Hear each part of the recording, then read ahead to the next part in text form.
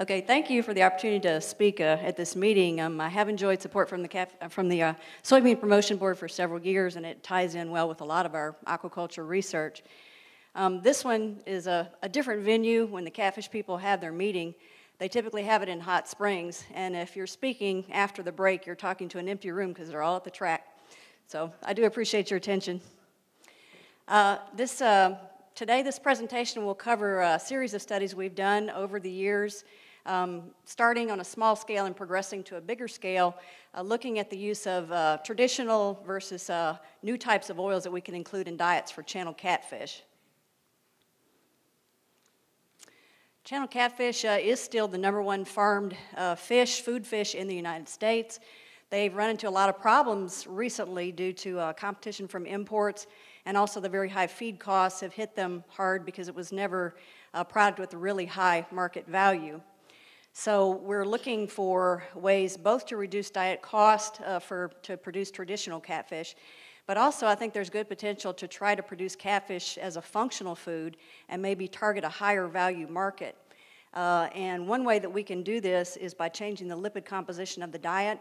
Fortunately, the fat content of the fish is the easiest thing to change through the diet. Catfish, even naturally, wild catfish do not have a lot of omega-3 fatty acids in them.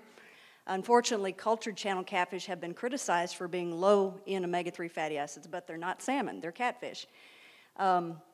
We can manipulate the diet of farm fish, though, to make them higher in those fatty acids, but I also wonder if maybe there are some other options we've overlooked. Most people now, the general public is aware of the health benefits of fatty acids, particularly the omega-3 fatty acids. They have a reputation as being heart healthy, and there's a long list of things actually they supposedly help with in terms of human health. We can feed plant oils to catfish that have omega-3s in them. Soybean oil has some linolenic acid in it, a shorter chain omega-3 fatty acid, and the catfish does have the ability to convert that into the longer chain polyunsaturated fatty acid, DHA primarily, that is the healthy one, considered the active fatty acid that causes the health benefits. But the plant oils are sustainable in an environmental sense, but the conversion rate of those shorter fatty acids into the longer ones is actually quite low, so you still end up with a catfish that's fairly low in the good kind of omega-3s. In this particular study, we decided to look at several different lipids against each other. In particular, Menhaden Fish Oil is the standard way to produce a high level of the long-chain polyunsaturates in fish. We like to stay away from fish oil because it's expensive. It tends to be unstable. It also can produce a strange taste in the catfish. But we're comparing that essentially as a base lipid that was used traditionally against these other lipids. Soybean oil, if we add soybean oil to a diet of a catfish, it doesn't really change the lipid profile because it does contain predominantly omega-6 fatty acids from different plant sources anyway. I found out that Dr. Proctor was producing a special soybean oil modified to contain high levels of conjugated linoleic acids. And when I saw that, I thought that would be really interesting to see how catfish perform with that particular lipid in the diet, and to see if we could put a different kind of healthy fatty acid in a catfish, the CLAs. And they also are producing other sources of the omega-3 long-chain fatty acids, such as algae, which are environmentally more sustainable, but right now they're more expensive than fish oil. So essentially we were comparing two types of soy oils against two sources of the omega-3 long-chain polyunsaturated fatty acids in these feeding trials. These are the primary health benefits that are associated with DHA, which, like I said, that's the target omega-3 fatty acid they're really focusing on for the health benefits. Besides cardiovascular disease, it also helps with vision and any cognitive functions relating to brain function. The CLAs have a slightly different set of health benefits associated with them. However, some of those do overlap. And with discovery of particular benefits of the particular isomers of CLAs, it looks like there's a lot more that might be uncovered there. So that's an interesting story. In this particular study, I didn't want to make any radical changes to the diet that the farmers are using currently because I thought a small change would be more acceptable. So all we did was take a commercial catfish diet and we added 2% of one of these 4 types of lipids to the diet so that we knew that the diet was processed and extruded like a typical commercial catfish feed, and the only difference between them was this additional type of oil. This shows the proximate composition of the diet. We don't need to go into great detail. They contain 32% protein, and with the addition of the 2% lipid, they contain like 7 to 8% total lipid. This is a little bit higher than commercial catfish diets, which typically contain about 6%. We started with Aquarium Trials because we can have more replicates and we have more control over the situation. We originally just planned to do one study with the small catfish in aquaria, but with a series of power outages and new student training disasters and things like that, we ended up doing it 3 times. But we did eventually get all the data out of the small catfish that we intended to get. Then from that stage, we moved on to a larger study where we started with stocker channel catfish, and we grew them to food size in large outdoor tanks. The reason that we wanted to look at both small and larger fish was that there are different concerns. Typically in commercial channel catfish, they're raised in a multi-batch system, which means you have different sizes of fish raised together in the same system. And that periodically they will harvest off the food-size fish and understock with smaller fingerlings. Problem with that is you can't do phase feeding. You feed one diet to the fish in the pond, and one diet, a diet is not usually one size fits all when it comes to animal production. So we tested these sizes separately to see if there were separate effects of the different oils. With the bigger fish, once you get past the growth and survival, obviously are critical to get to the bigger stages. Once you get to the bigger stages, the farmers are primarily interested in the feed conversion ratio and also what the product quality is in terms of the composition of the fish, how it looks, how it tastes, that kind of thing. So with the smaller fish, we used smaller aquaria. The studies ranged from 9 to 14 weeks. And we found, I'm just giving you a thumbnail sketch of the results. All of the lipid sources supported about the same growth, survival, and we looked at non-specific immune response like lysozyme and alternative complement activity. Those were the same for all the different lipids. The one thing that we did see fairly consistency was a slightly better feed conversion ratio when the smaller fish were fed the fish oil. With the bigger fish, we started with fish that were about 12 grams. Those fish were maintained until they reached market size, and it took about 22 weeks. And like I said, these fish were maintained in large outdoor tanks, and they were fed once daily to satiation, which is typically how they will do it in a catfish operation. We sampled them monthly, and we didn't control the temperature. We just monitored what was going on, similar to a commercial system. At the end of that trial, we again conducted the health assays. Of course, we analyzed the nutritional content of the fish, and we're particularly interested in the fatty acid analysis to see if the signature fatty acids from the lipids were getting into the fish. We also conducted shelf life tests on the fish. The lipid source often can have a big effect on the stability of the fish during cold or frozen storage. And we also took some fillets to the sensory lab at Fayetteville and had them do sensory analysis and consumer preference testing on the fillets.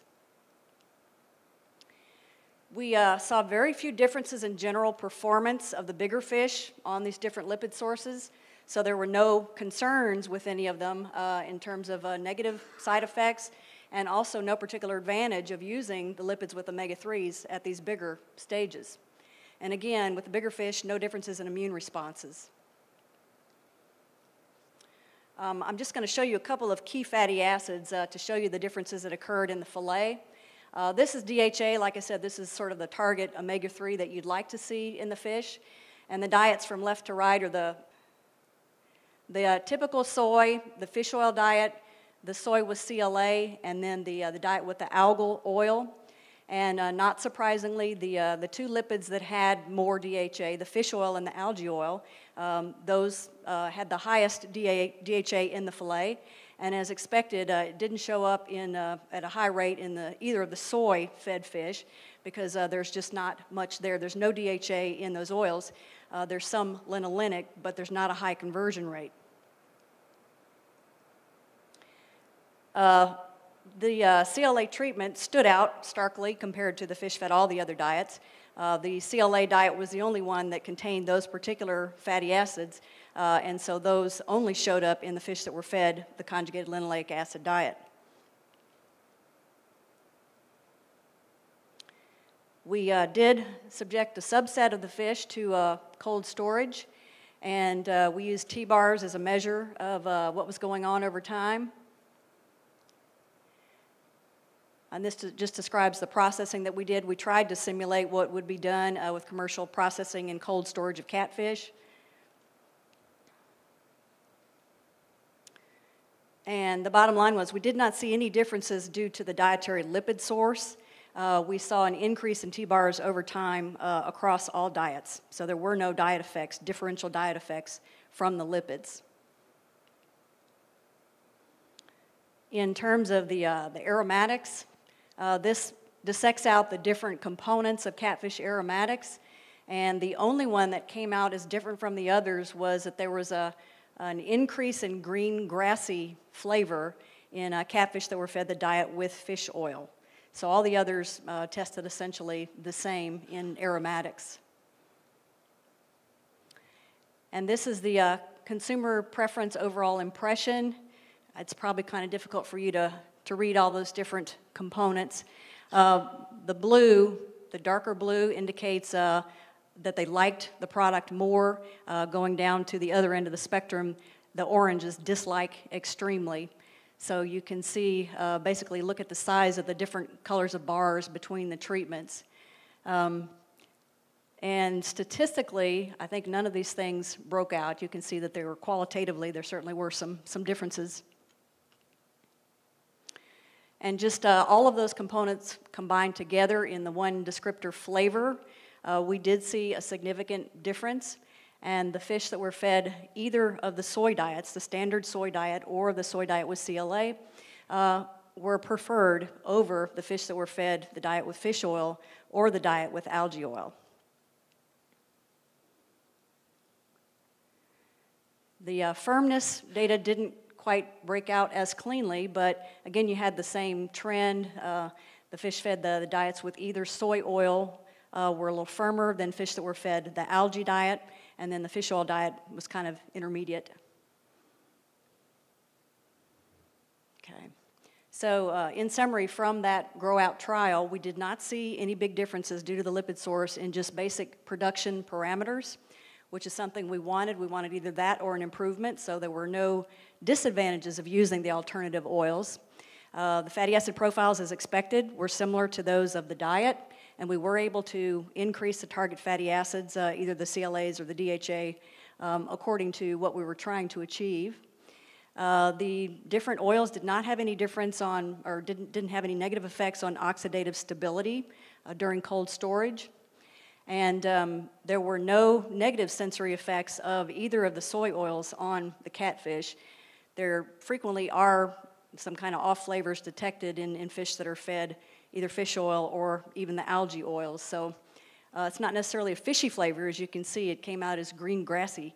But sometimes people identify anything that's different as, I don't want to eat that.